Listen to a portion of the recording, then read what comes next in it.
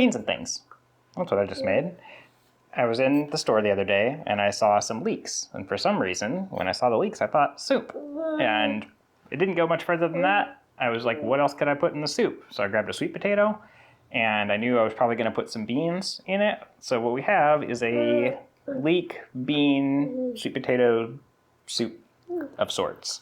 And this, I went for a little more dry for my son because soup can get a little messy for him. When I dished myself some, I stirred it quite a bit and kind of broke up all the beans. Hello! And so mine is more of a mush than a, formed like that. It's actually not much of a soup. It's a paste, bean paste. So for this recipe, we had some leftover Cicerchia beans from Rancho Gordo. They're this kind of flat bean that is, can I pick it up for you? Whoa! Okay, not that one. It's this little shape.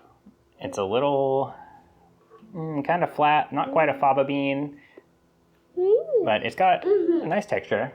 This has been reduced to mush pretty much. It's been cooked to nothingness.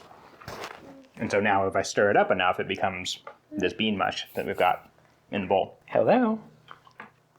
What did I put in this dish? I cleaned my leeks and sliced them and sauteed them in a little bit of olive oil, then added chopped up sweet potatoes and a little bit of stock that I had in the freezer. You could use any stock you want. I tend to just have whichever stock I made most recently is the one that I use. This one had a bunch of pork rib and beef short rib bones in it, in addition to all of the vegetables, and so that made it like a very thick, gelatin-rich stock, so it's very, very hearty for that. And so those three things went in. It was sauteed the leeks for a minute, added the sweet potatoes, added the stock, and then I just went ahead and added these beans. The beans had already been cooked. I think we cooked them in either a pressure cooker or a slow cooker. I can't remember. Slow cooker, I think, and it was 2 quarts, the small Chinese food containers. That's the size. Not the smallest. Little Chinese food container, small, and then the big. I'm pretty sure they're quarts. So it's like 2 quarts of cooked beans. However much that comes out to, half a pound. If you cooked half a pound of dried beans, this is what you'd end up with. Basically, every time that we make beans, we make this entire bag, which is 1 pound, and then some of it gets used. Sometimes it all goes in one recipe. Sometimes it gets split up. Sometimes we put the basic beans in the freezer for later and then use half of it for whatever recipe we're using at the time. And that's kind of how it goes with the beans sometimes. I'm a big fan of these Rancho Gordo beans, by the way. So I didn't really put anything else in there besides that, and I just simmered it until the sweet potatoes got soft. That was the objective. And then when I dished it up, I added a little bit of salt and olive oil because it tasted kind of neutral. There wasn't much going on, but the salt and olive oil really kicked it up. But I was like, something is missing, and that's when I thought, miso. Miso would be excellent in here.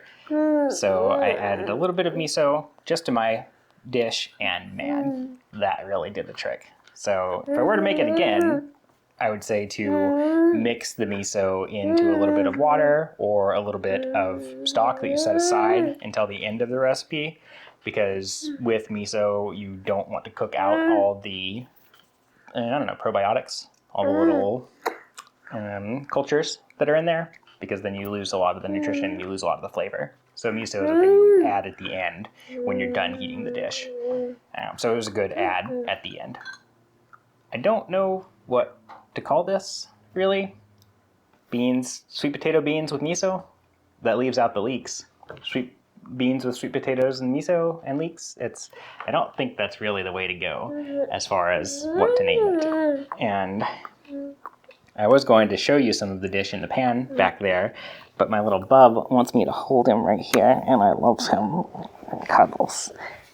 And so one thing that I'm trying to do is catalog more of my recipes. Like when I cook something, I might not remember it later, and I might be like, oh, what was that thing that I made, and how did I make it? And I'm just going to start putting these on my blog.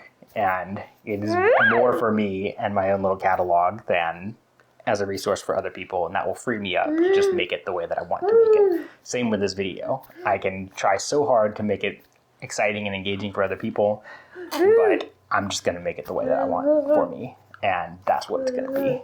And if other people find it and like it, great. And if they don't, then I still have my catalog of recipes. And I'll be able to look back at, oh, I made this, and that's how I made it. Even though my website is a photography website. And there will be photographs on there, so there's our overlap. Food photography is how I got into being a professional photographer in the first place, and so I see nothing wrong with having my client work of shooting beautiful mansions, and well, not mansions, not the right word, beautiful homes, and then some bit of food photography client work, and then my recipes. I had split these off into separate websites. I have like a food photography website and a architecture photography website, but I really only want to maintain the blog on one. And I want that, my main website in Estoil, to be like where all the web traffic goes, if there is web traffic to be had, and for it to all live in one place. And so we'll see if I end up shuttering the Epicure Nicholas website at some point, or if I do continue to work on it and it becomes a thing of its own. We'll see, won't we, bub, what the future holds for Dada's websites and things. Do you want to go for a walk? You want to snuggle? What do you want to do? Let's see if we can get Kieran to walk into the kitchen with us, and I can show you this pot of beans. I'm going to flip the little view screen around so I can see what I'm filming here. Flip the camera around. So, once again, here's my thing of beans. That's with the miso in. This is dryer with a little bit of rice to make it easy for him to eat. Now let's see. Does this? Oh yeah, it does. It does have the auto shortcut for flipping around. So I can't see myself on the little screen because it's facing the other direction. And that's actually a very good thing, because if you notice throughout this video, my eyes have been over there. You coming? You coming? Yeah, let's go. Let's go. Oh, but the pan is on the pot, so that's going to present a challenge. Do you want to go off that way? You want to go without Dada? There you go. Okay, will it spin back around? 1, 2. There we go. All right. So here's our pot with our beans. You can see the little bits of leek in there, and you can see our sweet potatoes, and that it's pretty. You can see there's quite a lot of liquid in here, so it is almost a soup in here. But I used the slotted spoon to get it out for my son, and I used the ladle to get it out for me. And then as I mixed it up in my bowl, it became the little soup mush that you saw at the end. And I really like it. It's pretty tasty. Should I add some miso to the whole thing? Make it tastier for him too? I think so. So I think I'm actually going to give that a go now.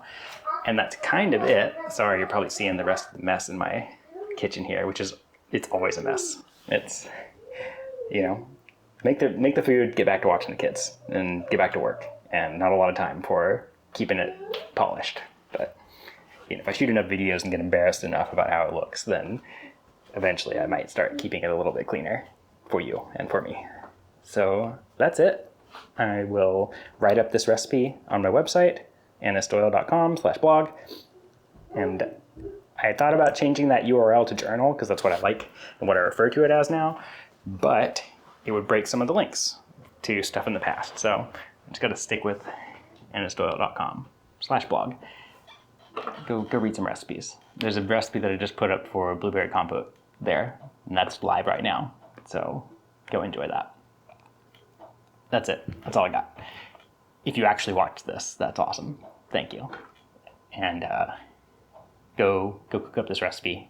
Let me know if I didn't give you enough detail on the recipe. I tried to keep it simple. I feel like it was a simple recipe. I understand that I glaze over a bunch of stuff because I'm like, well, you already understand how to do this. You let me know in the comments down below. See you later.